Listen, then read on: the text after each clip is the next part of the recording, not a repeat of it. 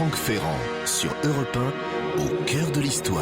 Le numéro hors série de Pellerin sur la bataille de Verdun est en kiosque depuis hier. Franck Ferrand l'a parcouru et il y a même participé. Bonjour Franck. Bonjour Anissa, bonjour à tous. On va commémorer en effet dimanche le centenaire du déclenchement de ce qu'on appelle la bataille de Verdun et qui en fait constitue presque une année de combat sanglant, vous savez, aux limites de l'absurde, du début à la fin de 1916.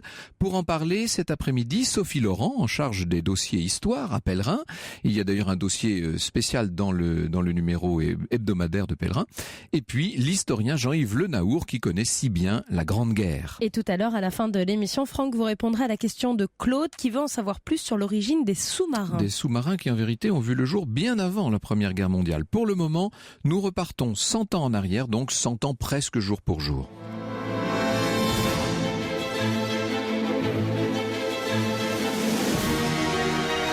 Europe 1, au cœur de l'histoire. Franck Ferrand.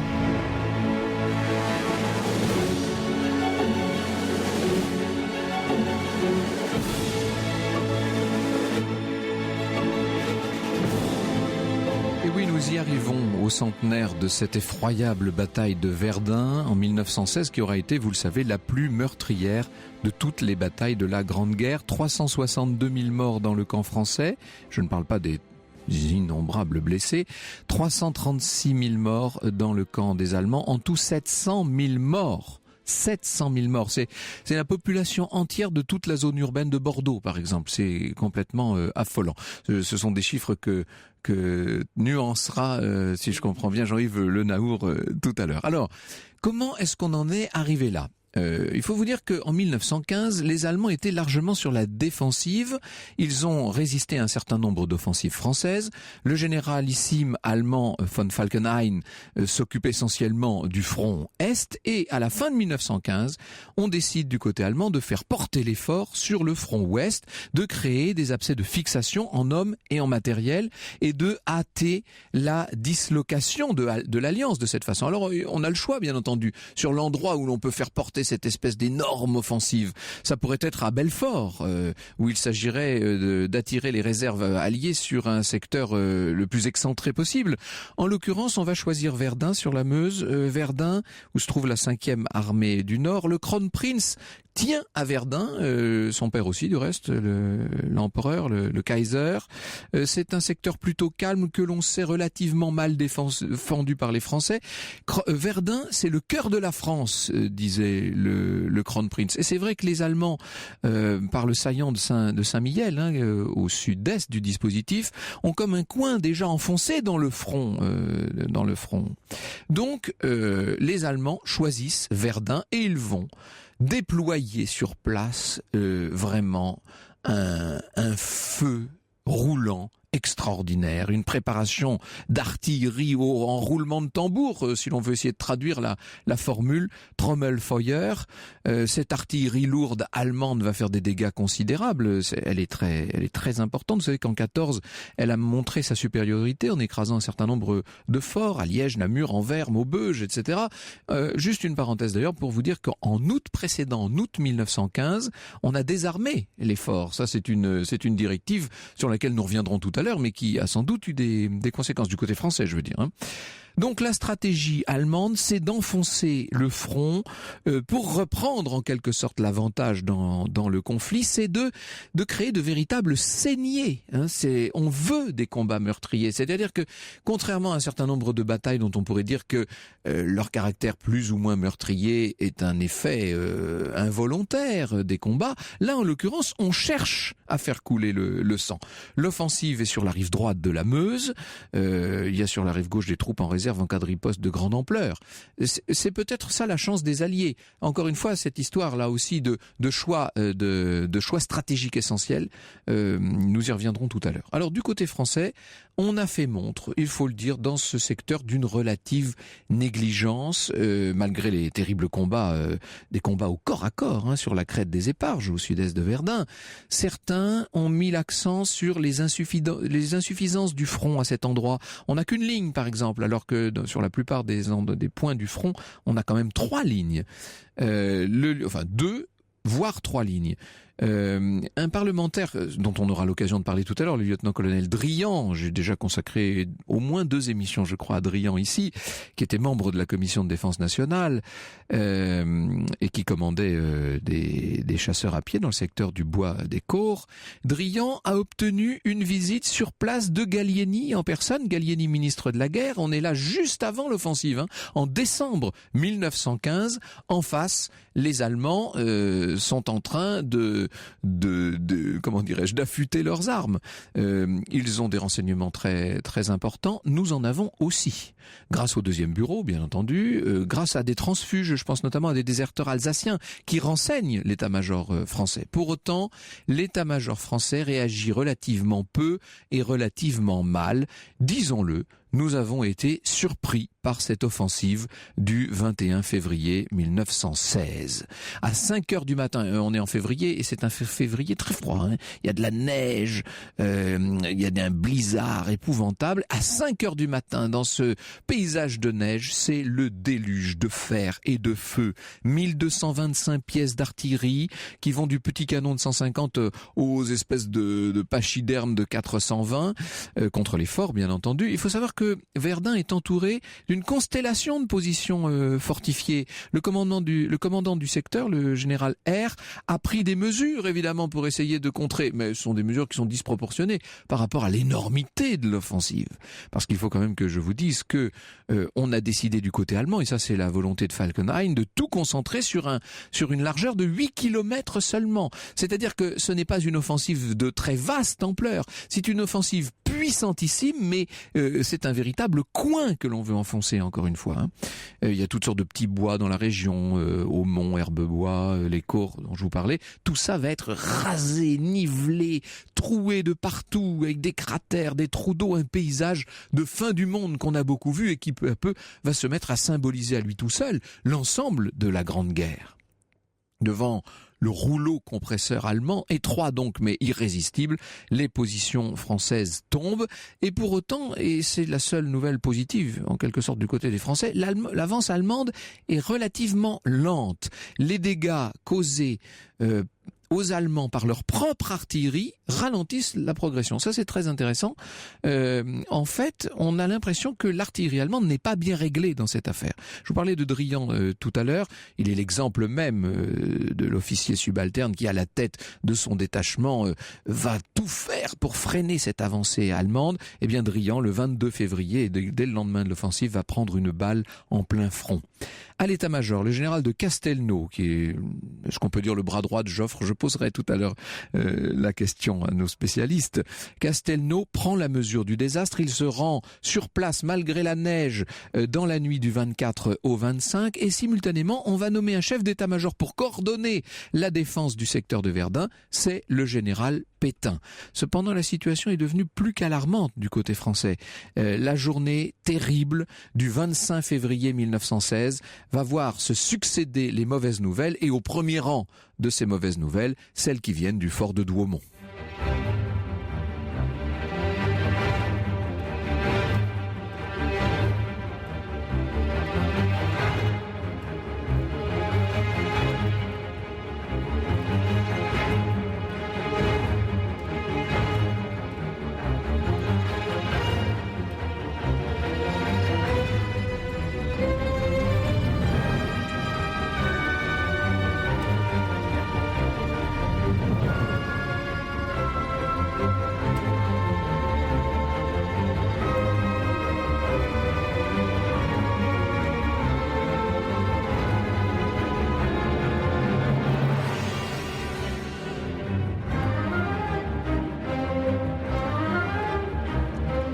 Un extrait de Verdun, suite pour orchestre composé par Patrice Delonne avec l'orchestre de la Garde républicaine à l'instant sur Europe 1. Il y a presque 100 ans, jour pour jour, débutait, Franck Ferrand, cette terrible bataille de Verdun que vous avez décidé de nous faire revivre cet après-midi sur Europe 1. Nous sommes le 25 février, aux alentours de 15h. Louvemont, après tant d'autres points, est tombé et à partir de là, tout s'enchaîne très vite. Les Allemands, l'infanterie allemande se rapproche du fort de Douaumont. Il y a sur place un régiment, c'est le 95e Héry qui défend le village de Douaumont. C'est un régiment fatigué, mal en point, disons-le, qui vient de parcourir à pied 52 km. Il ne va pas opposer une résistance très, très forte. Les Allemands sont surpris. Il n'y a pas un coup de feu qui viennent depuis le fort. Faut l'imaginer, ce fort, hein, dans ce paysage qui devient de plus en plus infernal, ce fort qui est comme un mastodonte, hein, et qui a l'air de faire le dos rond sous son énorme carapace de béton. Or, pour les soldats allemands du 24e brandebourgeois, le vrai problème, ce ne sont pas les Français, ce sont les Allemands, hein, d'une certaine façon. Une fois encore, c'est un problème d'artillerie. Ils ont lancé, ceux qui étaient dans les premières lignes, ont lancé des fusées pour régler les tirs d'artillerie, pour faire allonger le tir, mais l'artillerie allemande va faucher ses propres soldats, en fait. Les hommes du lieutenant Brandt et du capitaine Haupt approchent persuadés qu'ils vont être accueillis par des tirs de mitrailleuses. Ils passent la grille, ils descendent dans les fossés, on est maintenant au bord, on est vraiment près du fort. Et puis on va les voir remonter jusqu'au sommet du fort. Et enfin, des mitrailleuses françaises là réagissent depuis le village. Force est de l'admettre, le fort de Douaumont a été pris sans coup férir. À l'intérieur, les Allemands ne vont trouver qu'un vieux gardien de batterie, sa lampe torche à la main, 57 territoriaux qui sont là, complètement décontenancés, il n'y a même pas d'officiers. Voilà le résultat donc de ce décret qui avait été pris, je vous le dis, en août 1915, hein, le 5 août 1915, et qui visait à désarmer les forteresses. Voilà ce que nous dit, je crois que c'est Guy Blond qui nous dit ça. Georges Blond, voilà, c'est ça. On cherche vainement trace dans les récits et documents concernant la bataille de Verdun d'une quelconque intervention au sein de quelque état-major d'un officier s'écriant par exemple « Mais le fort de Douaumont peut tout de même être plus utile qu'une tranchée. Il faut le réarmer ». Par une chance extraordinaire, justement, les canons en tourelle de Douaumont n'avaient pas été ôtés, cette opération offrant des difficultés. Envoyer d'urgence des artilleurs capables pour servir ces pièces aurait dû, semble-t-il, aller de soi lorsque l'assaut parut à tous imminent. Non, on avait laissé là seulement le vieux gardien de batterie avec une soixantaine de territoriaux. Pour être parfaitement exact, il faut quand même ajouter que le 24 février au matin se trouvaient dans le fort des unités de réserve d'un régiment territorial de la Veuvre. Seulement dans la soirée, donc la veille même de l'offensive allemande sur le fort, ces unités avaient suivi l'ordre, si vous voulez, du général Langle de Cary de retirer tous les territoriaux sur la rive gauche de la Meuse. Donc on a, non seulement le fort était depuis longtemps désarmé, mais on l'a vidé même de sa défense humaine. On avait considéré, en tout cas les territoriaux en question, ont considéré que l'ordre s'appliquait aussi à eux. C'était peut-être une erreur d'interprétation. Alors là, après, on entre dans les excuses de guerre. Vous savez, les officiers généraux, les responsables d'état-major vont passer des années pendant la guerre, mais surtout après la guerre, à se rejeter la responsabilité de ce pitoyable épisode, très coûteux, bien entendu. Le général Rouquayrol pourra ainsi écrire « L'abandon du fort de Douaumont équivaut dans l'ensemble de la guerre à la perte d'une centaine de milliers d'hommes. » Voilà l'équivalent en tout cas voilà ce que c'est que cette perte. Certains officiers ont même été jusqu'à reprocher au 95e Héry de n'être pas intervenu de son propre chef, comme si un régiment allait se mettre à intervenir tout seul sans en avoir reçu l'ordre. On croit vraiment rêver. Mieux vaut ne pas trop s'attarder sur ce genre d'excuses. Alors, dès le 26 février, le général Pétain s'installe au nouveau poste de commandement opérationnel à la mairie de Souilly. Il est à la tête donc de la 2e armée qui fait face à la 5e armée allemande. La prise de Douaumont a été un désastre, doublé d'un scandale certes, mais il ne faudrait pas que cet arbre cache la forêt. Parce que la réalité, c'est que dès à présent, la bataille de Verdun se révèle difficile, voire même négative pour les Allemands qui n'ont pas du tout manifesté la supériorité qu'ils en attendaient. Alors, Qu'est-ce qu'on fait à partir de là? Est-ce que l'état-major allemand va décider de retirer ses forces, va décider de reconsidérer la situation? Ça, ce serait mal connaître l'état d'esprit d'un certain nombre de membres de l'état-major, persuadés encore en ce tout début d'année 1916 de leur supériorité intrinsèque. L'offensive Falkenhayn sur Verdun peut être considérée comme un échec allemand, c'est vrai. Sans doute on avait concentré les troupes sur un front beaucoup trop étroit, hein, je vous l'ai dit tout à l'heure, 8 kilomètres. En fait, ça équivaut à étrangler littéralement les troupes dans une défense qui, elle, va évidemment en profiter pour se répandre, pour se disperser. Il y a eu des dégâts très considérables dans les troupes allemandes causés par la propre artillerie allemande, ça vous l'aurez compris, mais il y a aussi, surtout ne diminuons pas cet aspect-là, il y a aussi en face une défense des poilus qui est une défense forcenée et qui va bien entendu beaucoup contribuer à donner à Verdun l'extraordinaire réputation de cette bataille, qui non seulement est une bataille extrêmement sanglante, extrêmement dure, mais est aussi une bataille où l'héroïsme a atteint des sommets. Franck Ferrand, 14h, 15h sur Europe 1. Et cet après-midi sur Europe 1, Franck Ferrand, vous avez décidé en partenariat avec Pèlerin Magazine de nous parler de la bataille de Verdun, car il y a 100 ans, quasiment jour pour jour, avait lieu l'une des batailles les plus sanglantes qu'a connue la France. Cette bataille qui allait se perpétuer, parce que si on devait résumer la pensée de l'état-major allemand, c'est on a échoué, on continue. Donc on pourrait parler d'une deuxième bataille de Verdun avec son interminable litanie d'assauts, de contre-assauts stériles pour quelques arpents, et c'est ce qui a beaucoup marqué les esprits, bien entendu, des assauts qui coûtent la vie à des milliers et des milliers d'hommes. C'est un acharnement qu'on a du mal aujourd'hui peut-être à comprendre. Cette bataille, vous le savez, ce sera celle de la revanche tenace et défensive, si l'on peut dire, sur l'humiliation de 1870, parce que c'est bien ça qu'ont à l'esprit les généraux français. Cette bataille doit en quelque sorte laver l'affront, le vieil affront qu'on a tant et tant remâché au cours des décennies, et cette bataille, elle sera celle du général Pétain. Jusqu'où? Alors justement, on y reviendra tout à l'heure avec Jean-Yves Le Naour. L'organisation, la discipline que Pétain fait régner vont sans doute beaucoup compter.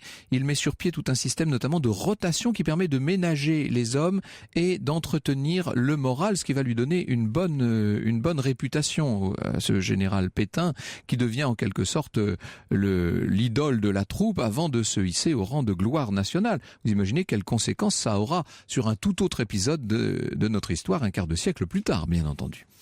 C'est lui qui a eu l'idée, semble-t-il, de ce recours massif aux camions pour approvisionner le secteur de Verdun. Cette espèce de chemin de fourmis, avec ses allers-retours nuit et jour, ce que Barrès appelle la voie sacrée. Ce chemin, les hommes l'empruntent autant que les marchandises, ce qui permet de constamment renouveler les premières lignes. Du côté allemand, c'est exactement l'inverse, puisqu'au contraire, on a maintenu les mêmes unités en place, d'où un énervement, bien entendu, d'où un épuisement, et d'où, pour certains régiments, un véritable désespoir. Tout ça va jouer un rôle essentiel, bien entendu. En attendant, le chef d'état-major du Kronprinz, qui s'appelle Knobelsdorff, multiplie les assauts et les attaques limitées, avec pour effet de faire grimper littéralement le nombre de morts et de blessés. Les affrontements s'étendent début mars à la rive droite de la Meuse, le bois des Bourrues, Cumières, le bois des Corbeaux, mais évidemment, on continue toujours à se battre considérablement de l'autre côté. C'est bien une saignée qu'obtiennent les chefs allemands, mais une saignée dans les deux camps, avec des combats dont certains sont restés très célèbres. Il faudra peut-être qu'on revienne tout à l'heure sur un certain nombre d'épisodes qui sont entrés dans la légende. On pense évidemment au 137e Héry, vous savez, ces Bretons, ces Vendéens notamment, il n'y avait pas que ça, mais quand même, qui ont été littéralement enterrés vivants.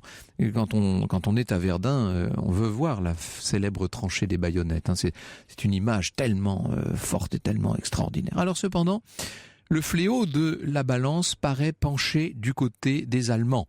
Mangin et ses coloniaux se sont finalement repoussés lorsqu'ils tentent de reprendre le fort d'Ouaumont. Les Allemands, eux, prennent le fort de Vaux. au sud-est de Douaumont. Et au mois de mai, Pétain est écarté par Joffre, pour des raisons peut-être de susceptibilité. On viendra tout à l'heure à ces questions très personnelles. Il est remplacé par Nivelle.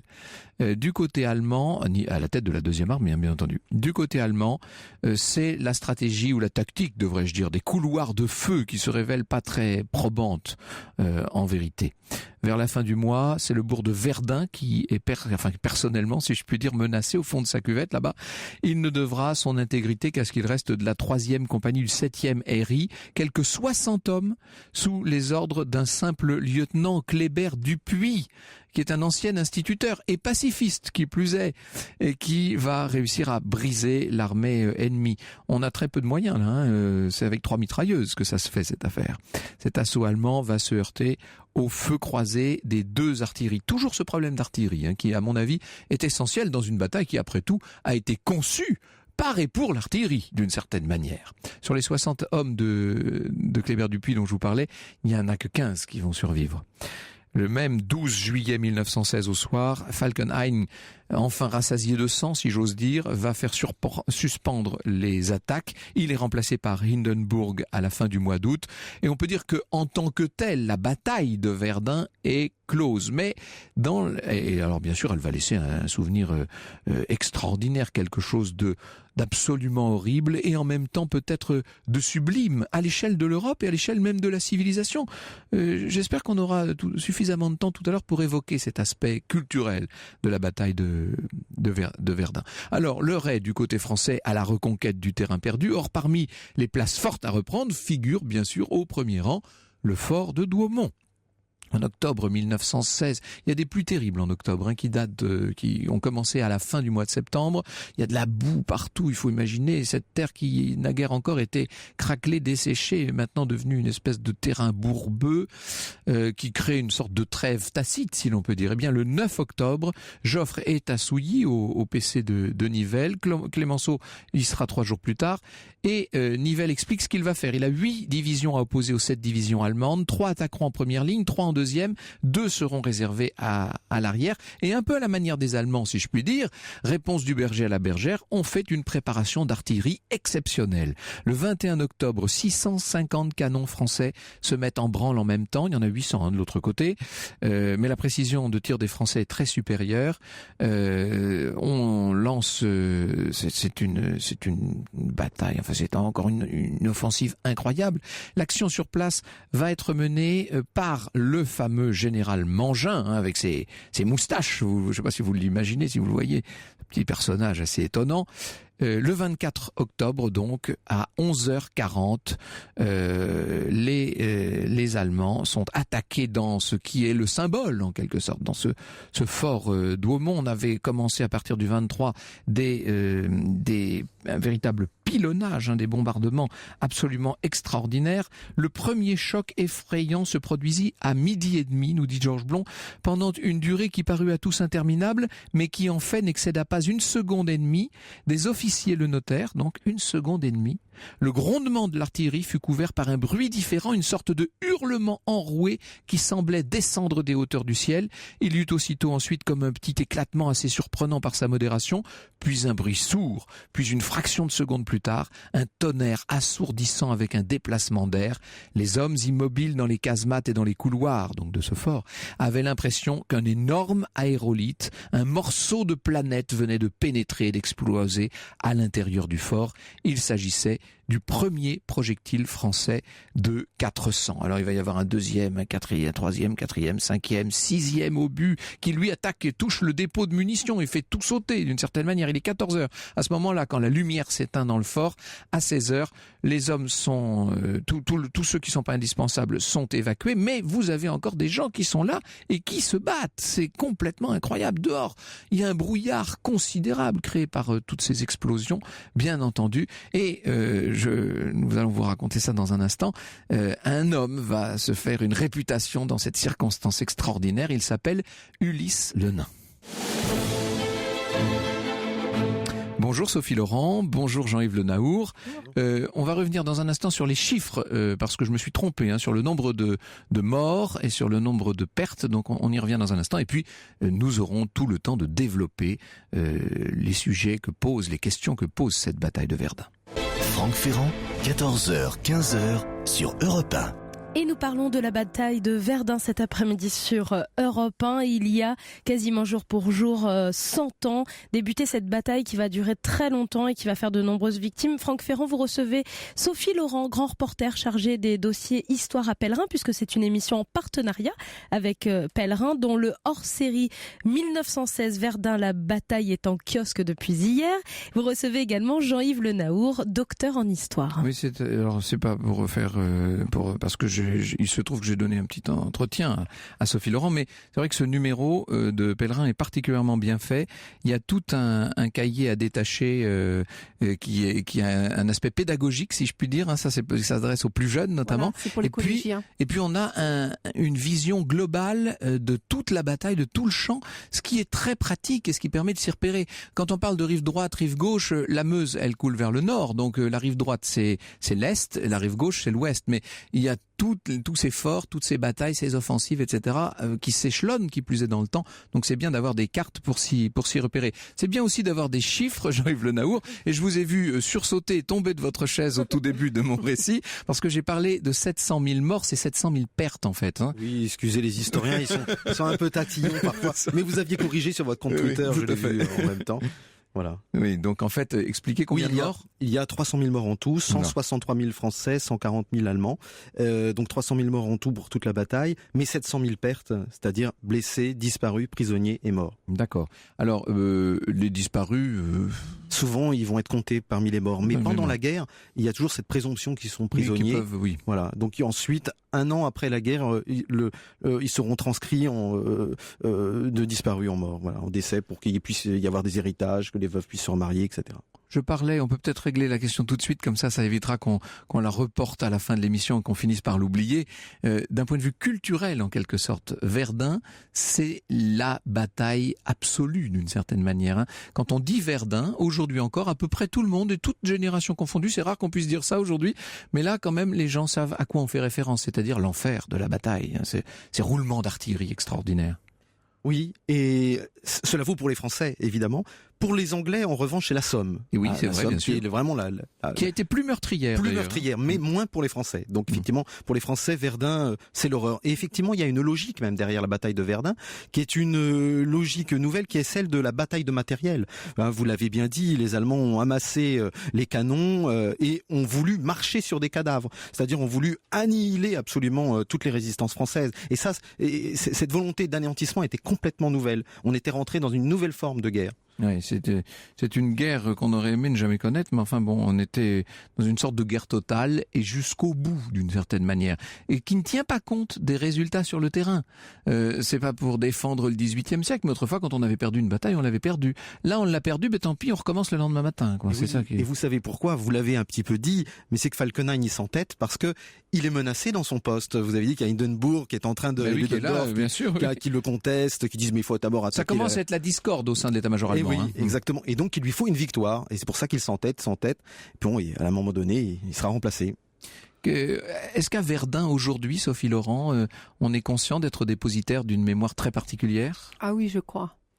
Même si la ville a envie qu'on ne parle pas que de la bataille et que de toutes les destructions. Oui, parce que c'est une ville qui a une très très riche histoire par ailleurs. Absolument. Et alors, contrairement à ce qu'on pourrait croire, cette ville n'a pas été détruite par la bataille de Verdun. Moi, ça m'était ma grande surprise la première fois que j'y suis allée en reportage, c'est que il existe un vieux Verdun, la cathédrale est très belle, il y a un archevêché du XVIIIe siècle splendide qui est devenu un centre mondial de la paix d'ailleurs, tout un programme qui montre que Verdun veut passer à une autre étape.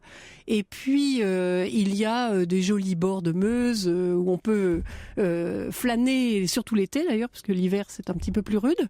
Mais contrairement à ce qu'on pourrait imaginer, vu l'aplatissement du plateau, si j'ose dire, où a eu lieu le champ de bataille, qui a servi de champ de bataille, la ville elle-même a été finalement assez peu détruite, enfin moins que la propagande française l'a laissé entendre pour nourrir le mythe d'une ville martyre en fait. Bien sûr. C'est tout le secteur dont il faudrait parler, bien entendu. C'est ce que vous faites d'ailleurs dans ce numéro spécial. Hubert, pour en finir avec ses affaires de comptabilité morbide, nous demande si Verdun était la bataille la plus longue et la plus meurtrière de l'histoire. Alors, d'abord, il faut savoir ce qu'on appelle bataille, pour résumer les choses. Et sans doute à des fins d'ailleurs de propagande, on a parlé de la bataille de Verdun. Mais en fait, c'est une infinie succession de batailles. Donc on ne peut pas comparer ça avec les petites batailles qui duraient 2 ou 3 heures autrefois. La Somme, nous dites-vous, a fait de toute façon plus de morts. Et puis alors après, sous la Seconde Guerre mondiale, il y a eu notamment le siège de Stalingrad qui a fait 1 million de morts. Cette fois, je ne parle pas de pertes. 1 million de morts, dont 250 000 civils environ. Donc il y a eu encore pire, si je puis dire. Bon, alors, revenons à l'organisation de cette bataille, Jean-Yves Le Naour. Comment est-ce que ça se passe ? L'état-major allemand a décidé de reprendre l'offensive. C'est ça l'histoire. On est à la fin de l'année 1915 et il faut tourner la page d'une certaine façon. Oui, alors au sein de l'état-major allemand, il y a 2 écoles, justement. Il y a Hindenburg et Ludendorff, et puis de l'autre côté, Falkenhayn. Et il y a ceux qui veulent continuer à frapper les Russes, à vaincre les Russes, et puis à rester sur la défensive à l'ouest. Et ceux, au contraire, les Occidentaux, comme on les appelle, qui veulent donner un coup de massue à l'ouest, et Falkenhayn en fait partie. Et donc, vous l'avez dit, vous avez expliqué que ça serait intéressant de faire un abcès de fixation, un endroit fort symbolique, en tout cas du front français, Belfort ou Verdun.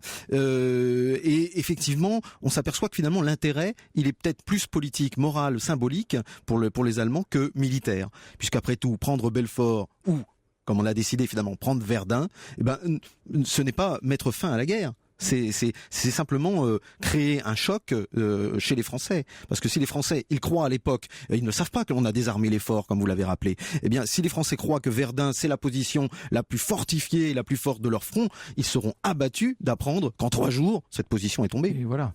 Donc il y a des symboles, là. On veut faire tomber des symboles. Sauf que ça marche pas aussi bien qu'on aurait pensé. C'est ça qui va surprendre les Allemands eux-mêmes. Et oui, 1,5 million d'obus en une seule journée, c'est absolument fou. Et quand on le dit comme ça paraît, mais c'est un déluge sans aucun précédent là pour le coup. C'est transformer le monde en enfer absolu. Il n'y a plus de tranchées. 1,5 million d'obus. Il n'y a plus que des trous d'obus. Et vous avez parlé de Drian, du Bois des Corps qui est à l'extrémité, mais vous avez, ça matraque tellement, si vous voulez, que il y a des soldats qui finissent par s'endormir parce que c'est la dernière parade du cerveau pour pas devenir fou. Il y a un bruit, c'est un enfer.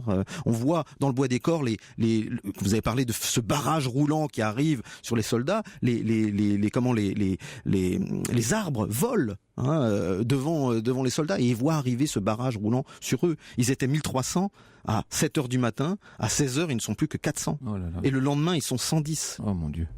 Oui, ça paraît complètement. C'est un sacrifice quasiment absurde. C'est-à-dire qu'au bout d'un moment, on se demande, et ça va être encore plus vrai, plus on va avancer dans le conflit avec ces assauts et ces contre-assauts. On se demande à quoi servent ces attaques, puisqu'elles n'ont pas sur le terrain d'effets concrets, Sophie Laurent. Il y a une volonté politique de tenir coûte que coûte, qui se manifeste dès le 24 février. Et c'est pas tenir. Voilà. Et c'est pas seulement Joffre, c'est aussi Aristide Briand, président du Conseil, qui, voyant aussi le malaise de la population essentiellement parisienne, qui se rappelle la bataille de la Marne, qui a peur d'une percée des Allemands à cet endroit-là. Et donc, les ordres sont tout de suite donnés de tenir coûte que coûte la rive droite donc de la Meuse, et ce qui est un peu absurde parce que il y avait un autre plan militaire qui pouvait très bien tenir en se repliant de l'autre côté. Mais à ce moment-là, et c'était pas déshonorant, mais à ce moment-là, la ville tombait. Et ça dans l'imaginaire, enfin dans la mentalité des politiques, de la population et des militaires, c'était difficile à admettre. Et donc, c'est ce qui a fait qu'on a piétiné et on a tenu coûte que coûte au prix de milliers de vies. Alors on a parlé un peu de Falkenhayn et de son remplaçant Hindenburg. Du côté français, il y a le général Joffre bien entendu, et en dessous, il y a le général de Castelnau, le général Pétain, le général Nivelle. Nous y venons dans un instant. L'histoire sur Europe 1, c'est avec Franck Ferrand. Alain Flelou, j'ai vu la pub Win-Win partout à la télé. Win-Win, ça marche aussi avec des verres progressifs ? Oui. C'est nouveau ça ? Oui. Avec 2 montures de marque ? Oui. Équipées de verres progressifs garantis à vie ? Oui. Et si ma vue change, vous les remplacez aussi gratuitement mes verres progressifs ? Oui. Et tout ça pour 21,90 € par mois ? Oui, pendant 24 mois. Finalement, le pack Win-Win verres progressifs, c'est fou. C'est vraiment les lunettes sans les problèmes. Je ne le fais pas dire. Crédit gratuit 0% sous réserve d'acceptation par Cofidis, montant du 525,60 €. Délai légal de rétractation. Plus d'infos sur alainflelou.fr, dispositif médical CE. Les mentions légales de l'offre de reprise Seat sur toute la gamme Ibiza, eh bien moi je refuse de les dire à toute vitesse. Elles méritent que j'articule. Alors pour l'achat d'une Seat Ibiza neuve, livrée avant le 31 mai, Seat reprend votre véhicule de moins de 10 ans aux conditions de l'Argus plus 3 000 €. Vous voyez, c'est bien de prendre le temps. Offre valable jusqu'au 31 mars dans le réseau Seat participant. Oh, j'oubliais, pour les voitures de plus de 10 ans, reprise d'au moins 3 000 € aussi. Des mentions légales comme ça se respecte, non ? Conditions sur seat.fr. Franck Ferrand, 14h, 15h sur Europe 1.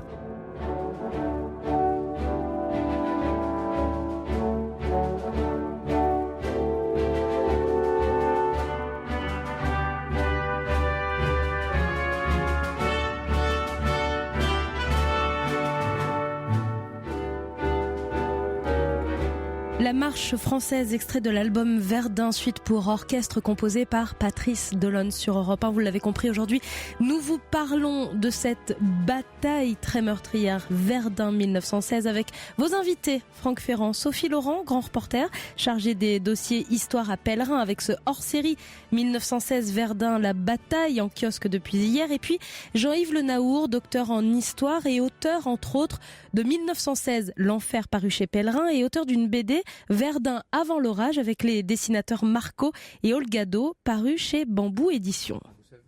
Vous savez que lundi, là, le 22 février, on va rouvrir le mémorial qui avait été fermé pour des travaux de modernisation, d'agrandissement, etc. Et la meilleure chose qu'on puisse faire, c'est évidemment de se rendre à Verdun. Il y a des émotions qui ne peuvent pas être transmises autrement que par la présence sur les lieux.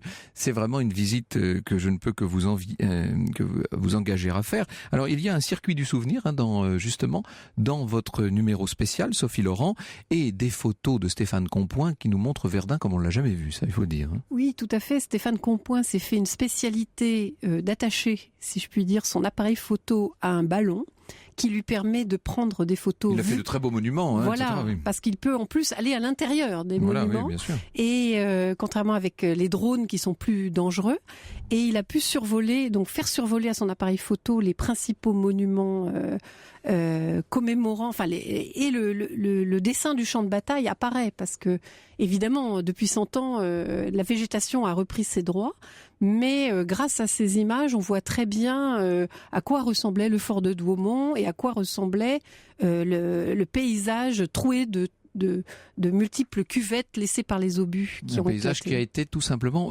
bouleversé par ce qui s'est passé. C'était lunaire. Bien sûr. Laurence me fait amicalement observer que dans la Meuse, la Veuvre, ça se prononce Wavre, me dit-elle sur place. Bien, ça, dont acte, chère Laurence. Et Michel de Castelnau, qui doit descendre directement du général du même nom, me fait observer que la défense de Verdun ne pouvait se faire sur la rive gauche de la Meuse, celle-ci étant moins élevée que la rive droite. Ça a eu donné un atout supplémentaire à l'artillerie allemande et c'est pour cela que le général de Castelnau, muni des pleins pouvoirs par Joffre, décida de réorganiser cette défense dès le 25. Alors justement, j'étais hier en compagnie de Patrick de Gmelin et j'en ai profité, puisqu'il est le biographe de Castelnau, pour lui demander quel a été le rôle précis du général de Castelnau dans cette affaire. Mais il était très important puisque il est à l'époque chef d'état-major du général Joffre, qui n'est pas encore maréchal, et ça se passe mal à Verdun. On le sait depuis longtemps, et un soir, il discute avec Joffre, et il se demande comment orienter la bataille. Le secteur fortifié de Verdun, ce qu'on appelle le SFV, est sous le commandement du général de Langue de Cary, et ça ne va pas. Castelnau retourne dans la soirée, il est à Chantilly, il quitte l'hôtel du Grand Condé où est l'état-major, il rentre dans sa villa, il étudie les plans et en pleine nuit, il se dit pour donner les ordres qui vont bien, il faut aller sur place. Il retourne donc à l'hôtel de Condé, un aide de camp est là, je crois que c'est le commandant de Galbert, grand-père du futur général de Galbert, et il demande à voir Joffre. Mais Joffre, à cette heure-ci, il dort. Et quand Joffre dort, on ne le réveille pas. Castelnau insiste et demande l'autorisation de partir pour Verdun sur l'heure.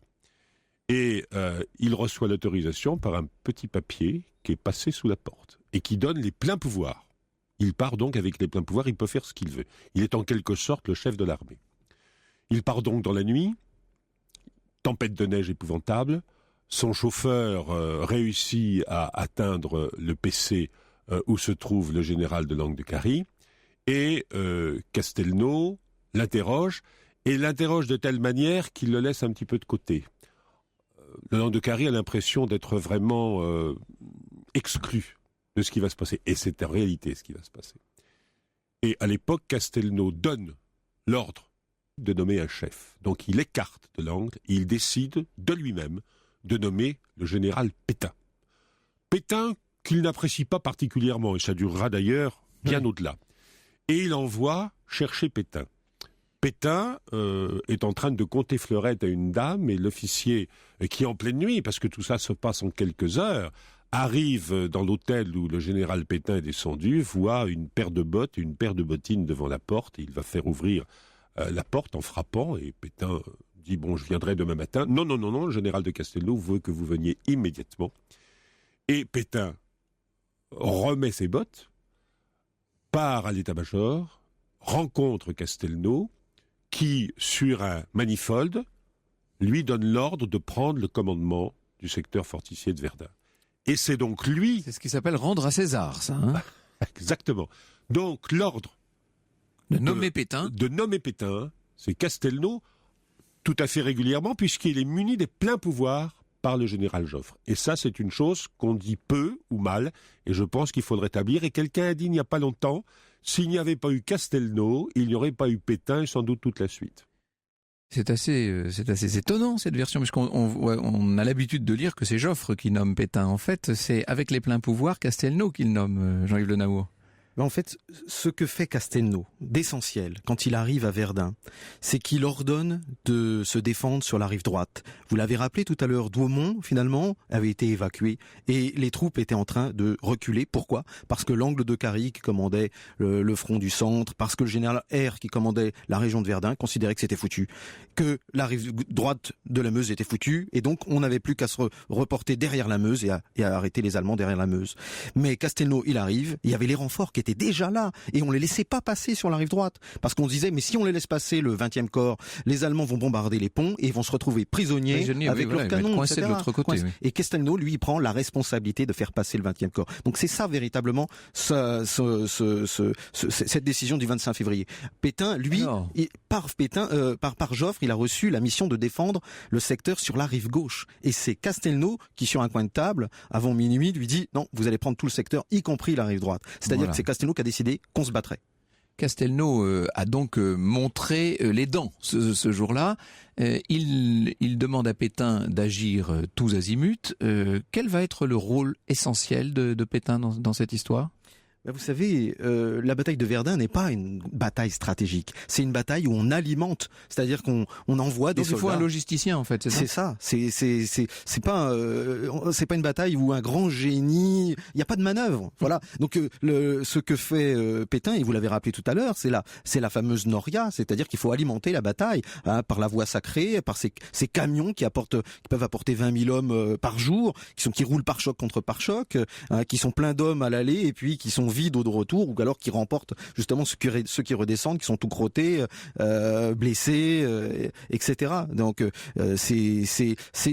c'est une organisation, Pétain. Mais ensuite, Pétain, il a commandé seulement 2 mois à Verdun. On a toujours tendance à le présenter comme un vainqueur de Verdun, mais Nivelle a commandé 7 mois et demi à Verdun, et Pétain n'a commandé que 2 mois. Il faudrait quand même rappeler ça. Et ensuite, il faut relativiser donc. Oui, un peu, oui. Et ensuite, si Pétain a été éloigné, c'est parce que Joffre a vu qu'il commençait à être populaire, et donc il l'a un petit peu promu pour l'éloigner, et il a donné le commandement à Nivelle. Et c'est Nivelle qui, à la fin de l'année 1916, vous avez rappelé la reprise de Douaumont, la reprise de Vaux, hein, et c'est Nivelle qui était considéré comme le vainqueur de Verdun en décembre 1916. Alors ça, ce sont les grands personnages, si je puis dire, mais il y a aussi les petits, Sophie Laurent, auxquels vous vous attachez. Et il y a un article de Philippe Desmenet qui s'appelle « Moi, Achille Bardin, j'ai vécu l'enfer ». Et là, on entre dans la réalité, si je puis dire, de la bataille. Tout à fait, mais il se trouve qu'il y a 2 ans, un de nos lecteurs, âgé de 89 ans, et qui est d'ailleurs décédé depuis, nous a confié le journal tenu par son grand cousin, plus exactement, puisqu'il il était 2 générations plus vieux, Achille Bardin. Et cet homme tonnelier dans le Bordelais a vécu les 4 ans de guerre, même les 5 ans, parce qu'ils n'ont pas été démobilisés tout de suite. Et il est allé partout, y compris à Verdun, comme 70% des soldats français. Mais on a décidé de publier son journal parce qu'il nous a semblé symptomatique de ce que vivait le poilu lambda. Et son récit, il a été brancardier à Verdun, est assez typique en fait de l'horreur au ras de la boue, je dirais. Il faut dire que pour tous ces hommes du rang, Pétain avait quand même une aura extraordinaire. Vous le traitez d'imposteur dans Historia, vous, Jean-Yves Le Naour. C'est-à-dire qu'on a construit un mythe autour de Pétain. Il a vaincu, etc. Mais c'était le nouveau Carnot, quoi. Voilà. Je rappelle effectivement qu'à la fin de l'année 1916, c'était Nivelle. Et simplement, Nivelle a été effacé de notre mémoire parce que il est le vaincu du chemin des dames. Et donc ensuite, Pétain a pu s'imposer. Et ensuite, ça a été une telle propagande, etc. Ensuite, je veux dire, dans ce dossier d'Historia, qui nous a aussi causé beaucoup de courriers, eh bien, je veux dire aussi que la gloire de Pétain qui a lieu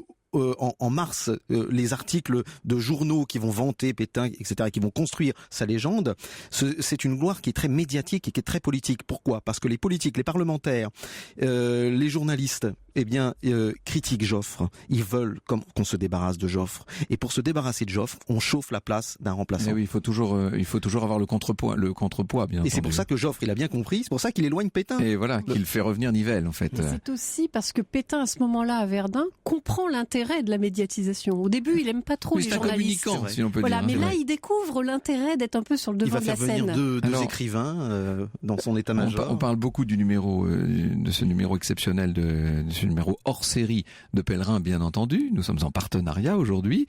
Je viens de dire un mot d'Historia. Il faut dire que le Figaro Histoire aussi consacre un numéro à Verdun. On va beaucoup parler de Verdun là dans les temps qui viennent. Et pour cause, c'est quand même la moindre des choses. 100 ans après, et si j'en crois vos messages, vous êtes très nombreux à nous dire rendons hommage, n'oublions pas, pensons à tous ceux qui sont tombés, etc. Je pense que c'est la première chose à faire, évidemment. Au-delà du travail d'histoire, il y a un devoir de mémoire, bien entendu. Alors, un petit mot justement sur les hommes. On a parlé de cet instituteur, on a parlé de ce monsieur là qui. Je disais un mot d'Ulysse Le Nain, par exemple, qui va tout seul prendre le fort Douaumont, hein, si je puis dire. C'est-à-dire que c'est une espèce de héros invraisemblable qui descend à l'assaut au moment où on va reprendre Douaumont. Il y a comme ça il y a des héros qu'on met en avant, peut-être pour donner du moral aux troupes. Hein, c'est peut-être ça. Et il y a aussi, par exemple, le commandant Rénal, qui défendait le fort de Vaux avec, on a vanté la résistance, mais de ces soldats de Vaux qui étaient encerclés par les Allemands, qui ont tenu pendant une semaine sans boire. Voilà, avec le dernier pigeon, c'est connu cette histoire du pigeon vaillant. C'est mon dernier pigeon, hein, écrit le commandant Rénal. Venez à notre secours, nous n'en pouvons plus, c'est mon dernier pigeon.